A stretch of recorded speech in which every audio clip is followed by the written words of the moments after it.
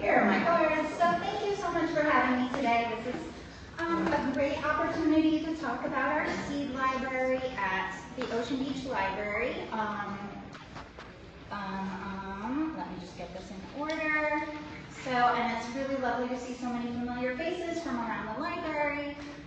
So thank you. All right, so the seed library at Ocean Beach Branch Library. So what is a seed library anyway?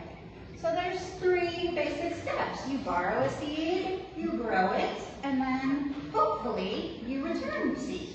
But let me talk a little bit about what seed libraries are and sort of the history of them. Just a little bit, not too much. Won't be boring, I promise. So a seed library is an institution that lends or shares seeds with the purpose to disseminate seeds throughout the community. This is different from a seed bank, which they collect seeds in order to preserve them from possible destruction, later down the road. So we're not like an archive, we're definitely a lending library. So ultimately, this could lead to plant varieties that are highly acclimated to a microclimate if grown, harvested, and then shared back within the community. So the first seed library ever in existence was in the Bay Area. It was called Basil, the Bay Area Seed Interchange Library, which was created at the Berkeley Ecological Center in 1999. And there since has been a history of seed libraries, seed lending libraries, and public libraries. The first one came in 2004 in Gardner, New York, at the Gardner Public Library. So the Ocean Beach Seed Library was born in the spring of 2019. Actually, it opened on March 23rd, 2019. It was the brainchild of a former library assistant at the OB Library named Destiny Rivera. Her passions included gardening, of course, sustainability, and definitely food equity. She saw this as a way to make sure that people could have the option to grow food, to sort of mitigate the problems of food deserts. And it also could not have been possible without the help of our seed library volunteer extraordinaire, Lorraine Gurecki, who's also a member here. I don't know if she's here today, but we love you, Lorraine. So this seed library was not a part of the Ocean Beach Library budget. It was made possible through several grants and donations from various organizations that Destiny applied for and received with the help of the Friends of the Library. She received a city CPPS grant, which stands for the Community Projects, Programs, and Services. So she got a grant from them, from the city. She also applied for and received a Cliff Bar Family Foundation grant. She got a grant from the Master Gardeners. Monetary donations came from the Ocean Beach Friends of the Library. Got some money from the OB People's Co-op and some food as well. And of course, the Point Loma Garden Club, who have always supported us since the very beginning. The seeds came from, the initial donations came from Seed Savers Exchange, Baker Creek Heirloom Seeds, the San Diego Seed Company, the Seed Library of San Diego, and the Barrio Seed Bank. Other physical donations came from the San Diego Public Library, which gave us that beautiful old card catalog you see there. San Diego Urban Timber made and donated that beautiful top. If you've ever seen it, it's a gorgeous piece of wood. And that was a donation. And then a local Ocean Beach artist painted that beautiful sign as well. So it was really a community effort to get the seed library off the ground. Let's see. So our seed library was the first, not the first seed library in San Diego, I don't believe, but it was the first in a public library in San Diego. And now, San Diego Public Library, we have 7 other branches with seed library locations, and most of those branches have reached out to our branch for some of the guidance. That Destiny left us with a ton of documentation of her process, so we were able to share that knowledge And also, the San Diego County Library System now has 11 seed libraries throughout their system. Chula Vista just opened seed libraries in their 3 locations last year in 2024. There are also seed libraries now in the Carlsbad City Library. The Coronado Library has a seed library. Oceanside.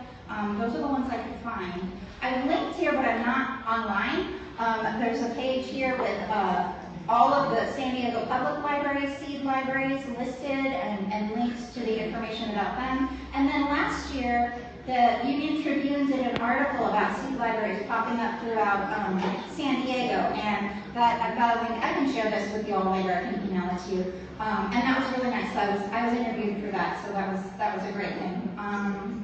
So they've really exploded since that 2004 beginning in public libraries, thanks to Destiny and Lorraine in 2019. Okay, so how does it work? We have seeds. We have 5 easy steps to use your seed library at the Ocean Beach Library. So you go to the card catalog, you choose your seeds. We ask that you only take 3 packets per visit, but if you need more for whatever reason, you can talk to us. It's not a big deal. We do have a checkout form that I've got here that you can fill out. If we're not sticklers. If you don't want to share your email address with us, that's okay. But we just like to keep track of what's going out, what's coming back. There is a disclaimer here that it's possible the seeds may not germinate. You know, we do our best, but we can't guarantee. And we're hoping that you are taking them with the goal of actually planting them and using them, and not just taking them to have them sit in a drawer like I have done with seeds in the past. Anyway, so you fill out your checkout form, you give it to staff, and then you take your seeds home or to the community garden, you grow your seeds.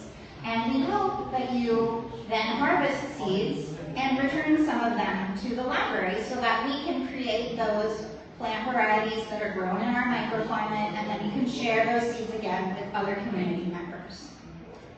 So the seeds come from, I talked a little bit about this. We've gotten donations from seed companies, and also community members have given us just donations if they have extra seeds that they have no use for, they'll bring them into us. We also get returned seeds from patrons, like I said, and then we make purchases 1 or 2 times a year from some of those companies that I mentioned, depending on the needs. Right now we're out of tomatoes. I really need to buy some tomatoes, so we're going to do that. I'm going to do that today, I think. Let's see. So since it is a seed library, libraries in general, we're not just books. We do other things as well. We want to provide access to information and resources that are related to, you know, anybody's needs that they might have in the community, and it's the same for the seed library. So we have special book collections and displays. You can see right here we have some books that are gardening books, a special collection for checkout. This is on display right now. These are pollinator garden friendly seeds, and that we've got them displayed so they're easy to find right next to the card catalog.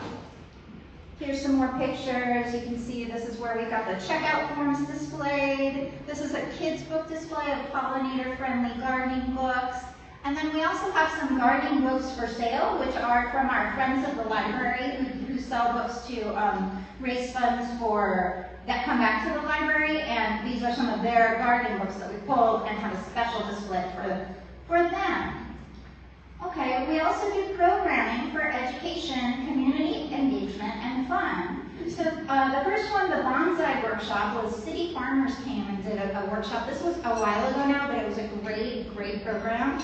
And then these other 2 programs were very recent.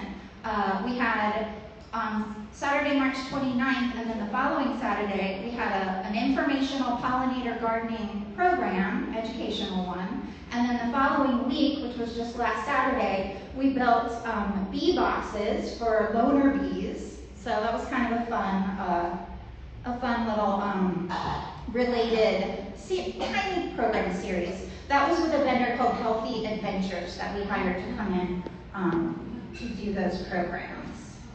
So some upcoming things. We do have a native seed collection. I made a giant purchase from the native seed, what's the name of that company? And we're going to make a special native seed area of the seed library. We have been collecting these email addresses, and we're going to start a newsletter. Hasn't happened yet because of staffing, but it will. I plan to host another seed saving workshop because that's an essential part of the seed library. We had a master gardener last year come and do a seed saving workshop.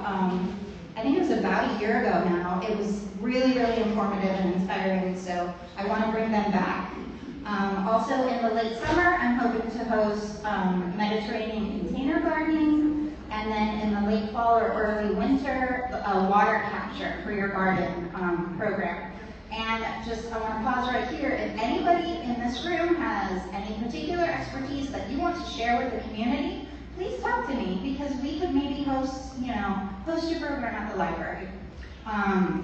You can either talk to me after this or come to the OB library. I'm always there. So, we can't do, like I said earlier, we can't do any of this without our community partners, our friends of the Ocean Beach Library, Point Loma Garden Club, the Master Gardener Association of San Diego. We've worked with the Mongol tribe. They've done some seed saving workshops with us as well. They did a pumpkin carving, that was really fun a couple years ago. City Farmers Nursery, and then we're always looking for more community partners. And that is it. So this is my contact information. My email address is crazy, so it's there. It comes from my name, Christy Meister. Melissa True is a library assistant at the library who is helping manage the seed library, and then we've got our phone number there, and that's it. So I wanted to thank you all again just for the support that the Garden Club has given us, and for having me here to talk today. And if anyone has any questions, let me know.